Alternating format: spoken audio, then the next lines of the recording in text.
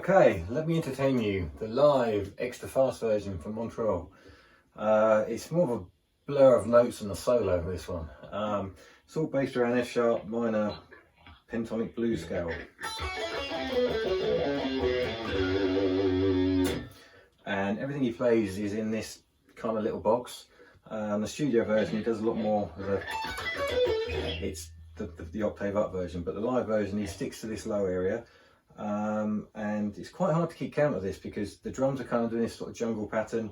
You kind of subconsciously counting where you are in relation to the bass notes and the rhythm.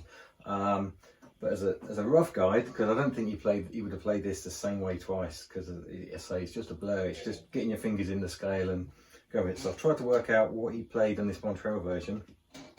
So he starts off following the vocal line down from the chorus before, which is this.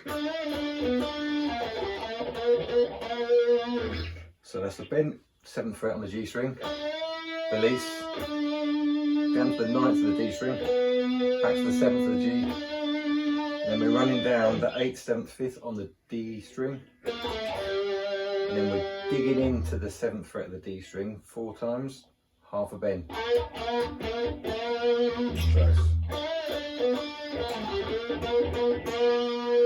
And the solo kind of starts and we hit this F sharp power chord.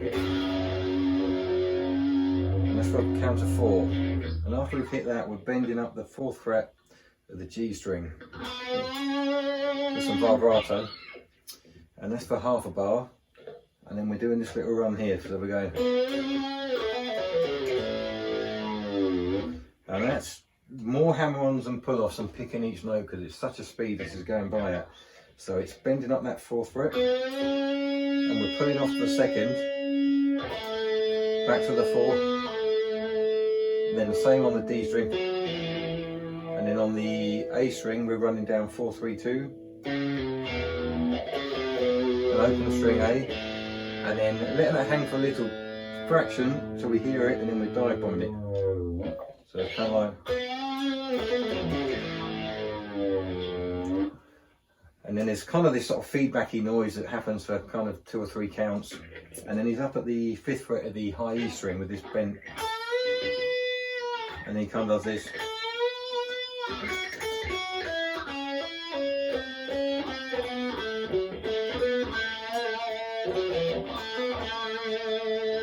And that's what I can gather he's done there. So you're bending this high E, down to the 2nd, up to the high. And then 5th fret of the B string, and then we're pulling off, hammering on to the 2nd, 5th fret of the G,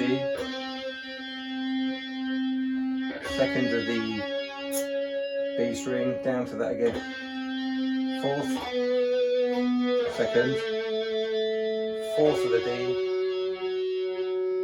2nd of the G, 4th of the G, 2nd G, with some vibrato. The next section is quite hard to hear.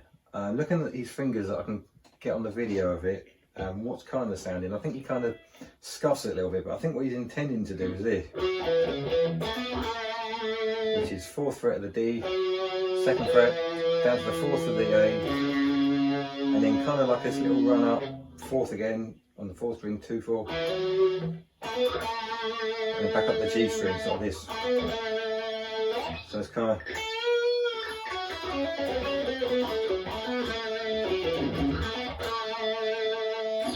And then the last section, he's playing double stops, all on the top 2 strings, the E and the B string.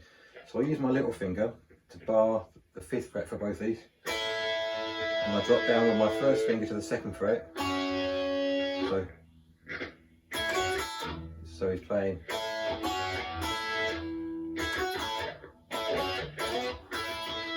I actually go. So I do that last load, I change from my little finger to my 3rd. It's just a bit stronger. So we're doing, all of this is just the top 2 strings. So you can pull it off. So you go 5th to the 2nd, and then again, and then you're sliding up 7th to 5. And then you're doing a it's hard to do at this pace. That's what you do in the second time. So it's 7th fret times 2, and then you're doing 1 on the 5th, down to the 2nd, back to the 5th, and then you're doing, so yes, and then down to the 2nd, 5th, 2nd, and open. And that takes you into the next section, which is the A, when Freddie comes back in singing, and he just hits his bend